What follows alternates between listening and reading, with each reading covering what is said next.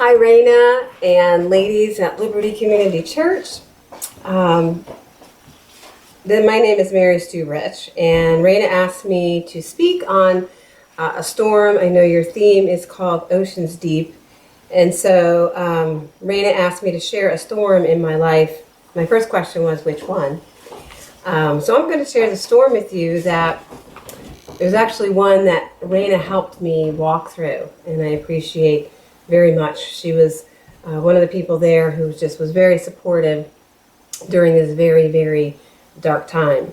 And as I was thinking about storms, I was thinking how we can't avoid them, we can't change them, and we can't make them stop.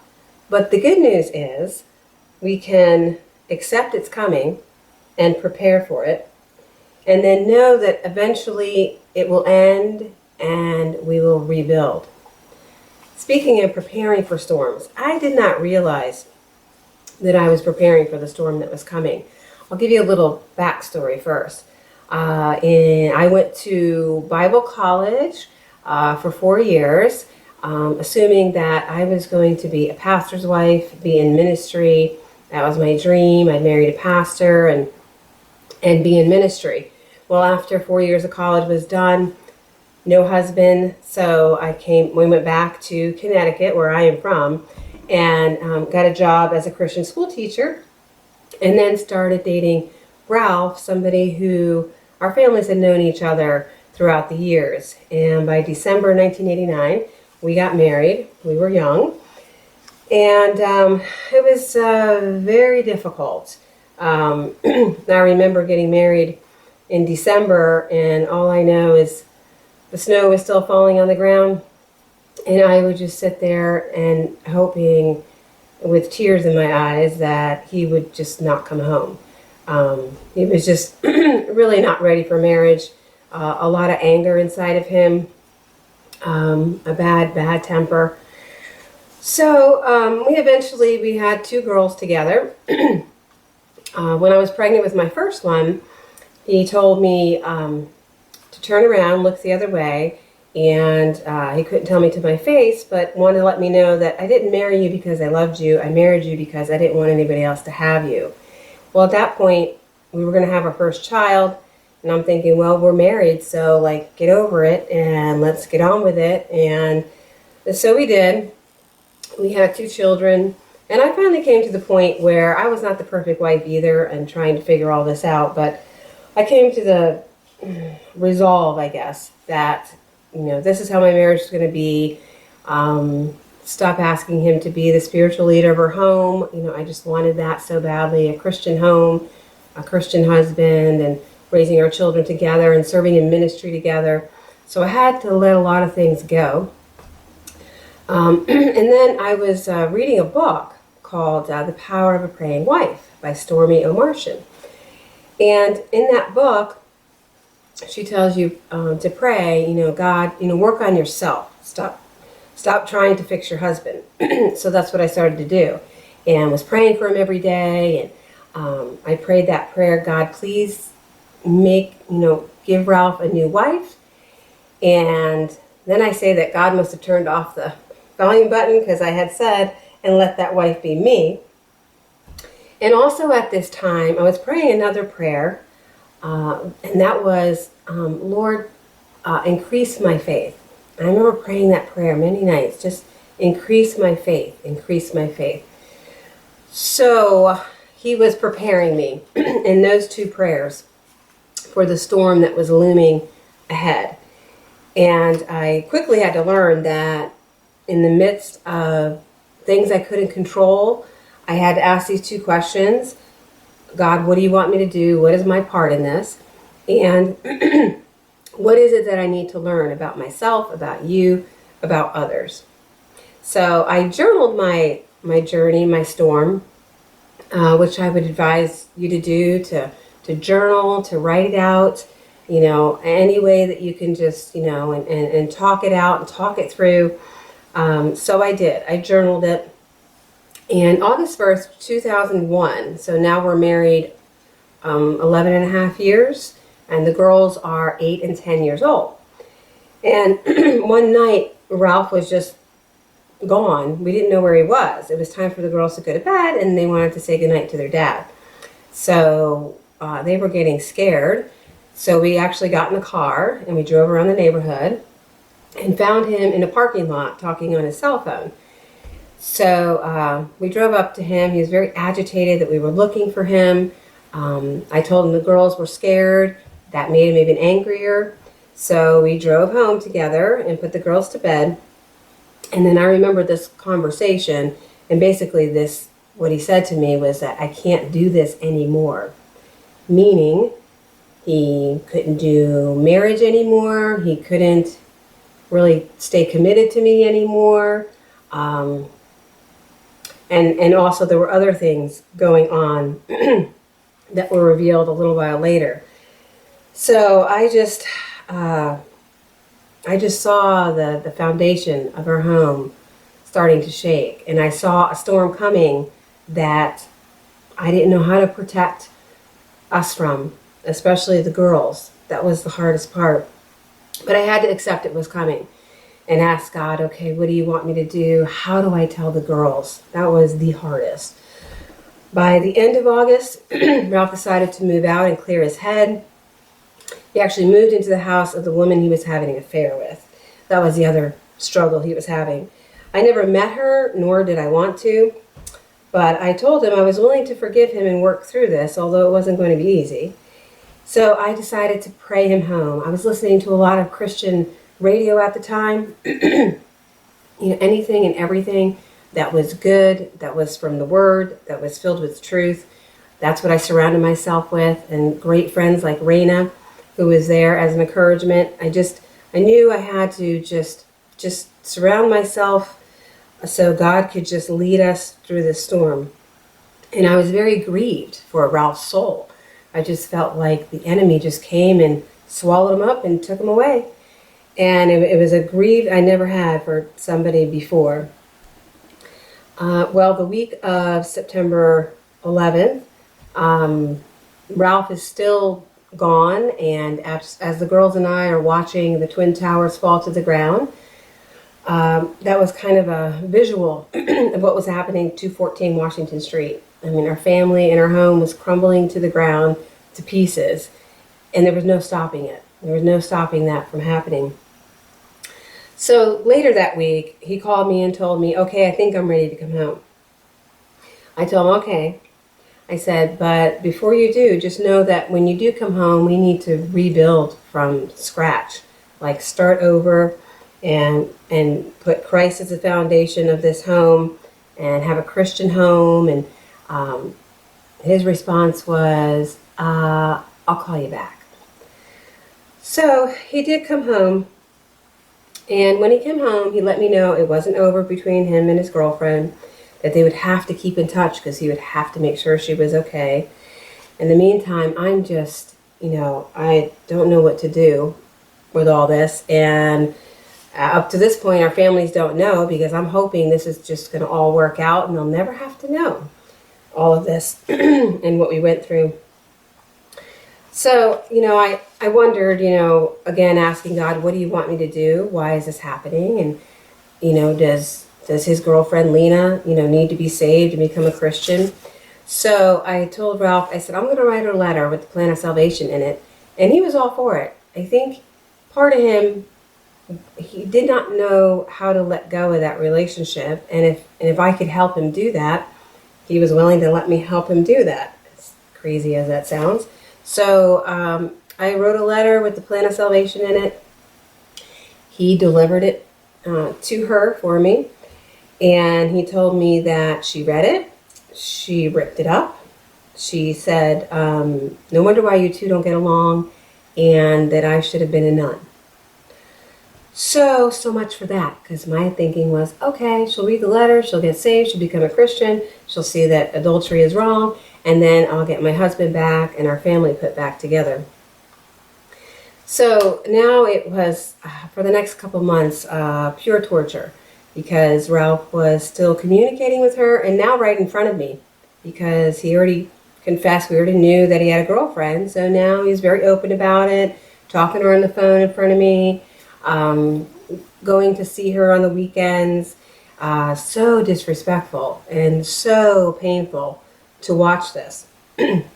So by the beginning of November, I would get to these places during the storm where I felt like, God, I'm hanging on to the last rope. I'm hanging on, and I need a clear direction. I need something from you because I feel like I'm at the end. And so it was Ralph's birthday, and the girls and I made him a cake, buying him presents, and his birthday was on a Sunday, and he was coming to church with us while he was home, but this Sunday he said he didn't feel up to going to church. So we got ready for church and we left, but I just knew. God just told me, you need to go back to the house. So we left the house. He thought we were going to church. We ran to the store, picked up a couple things, and then stopped by back at the house. And everything looked fine. There were no cars outside or anything.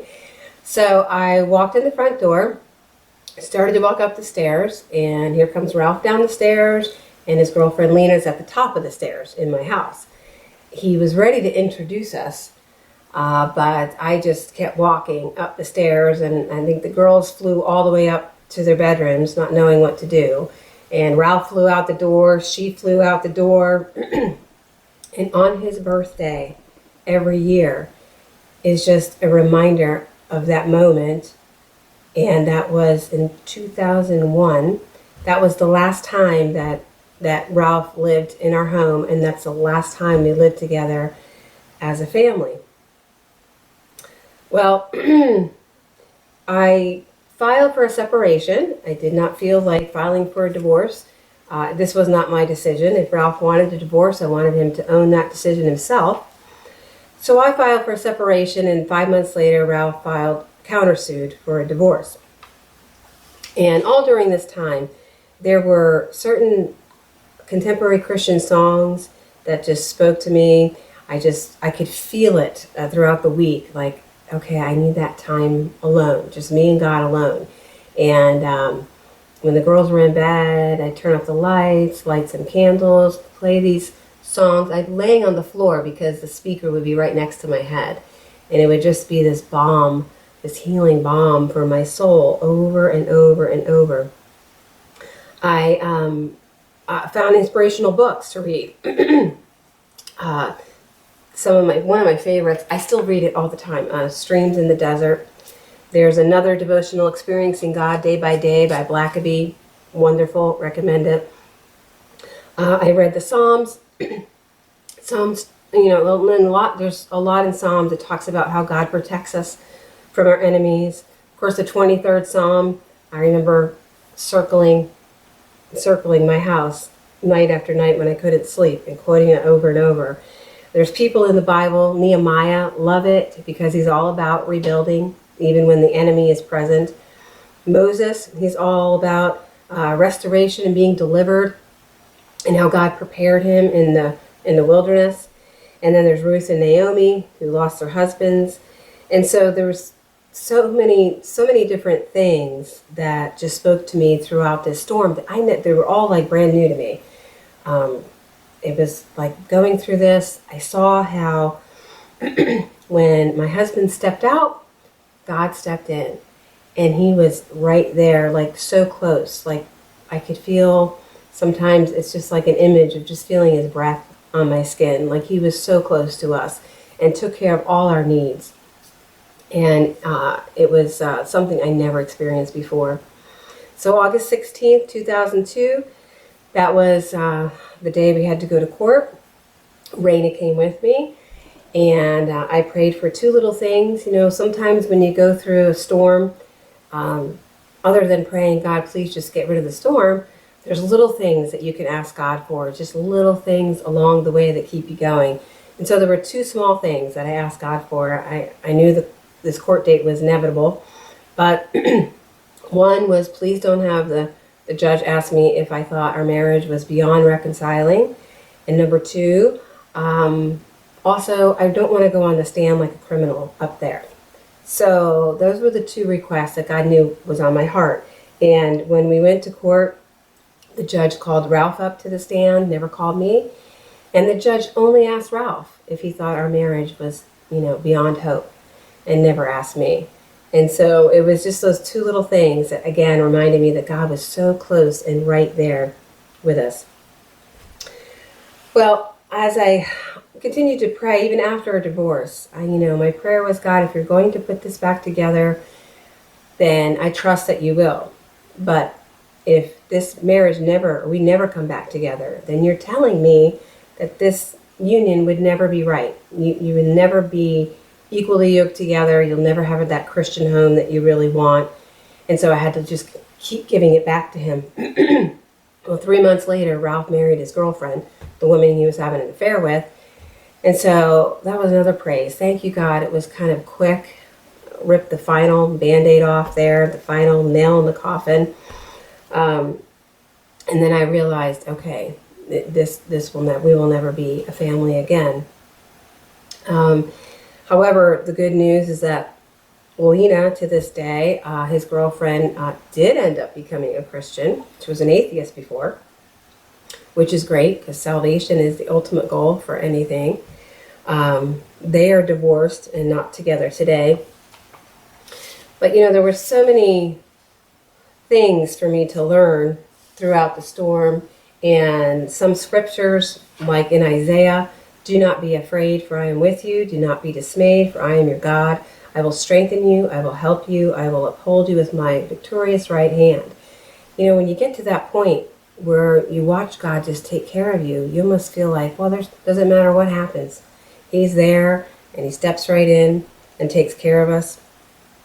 The storm in my life has taught me that I can't survive without his word and with truth. That's my survival tool, is God's word, my life preserver.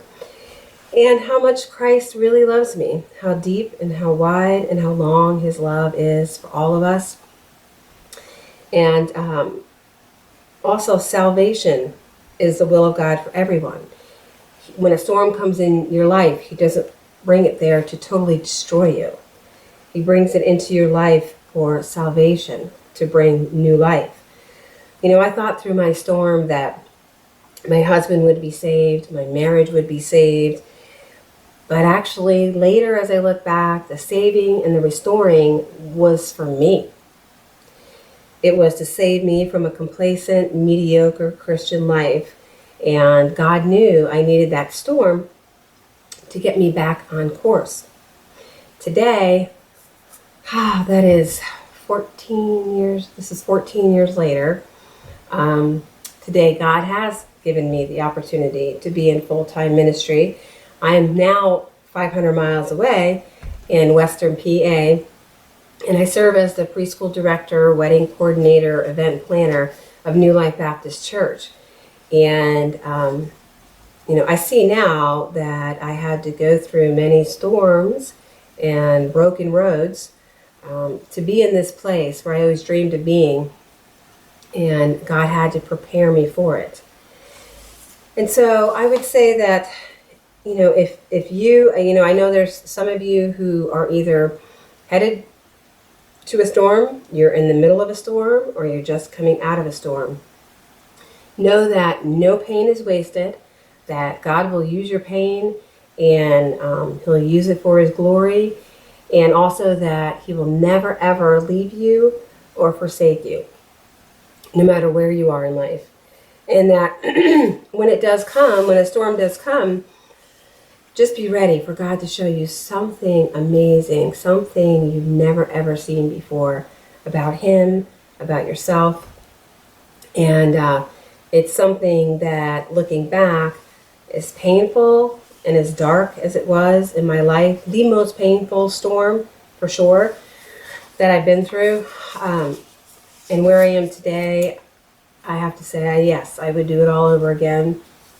Might do a couple things differently, but just so very thankful that God uses suffering. There's, in this devotional book, suffering is a wonderful fertilizer for the roots of character. The great objective of this life is character, for it is the only thing we can carry with us into eternity, and gaining as much of the highest character possible is the purpose of our faith.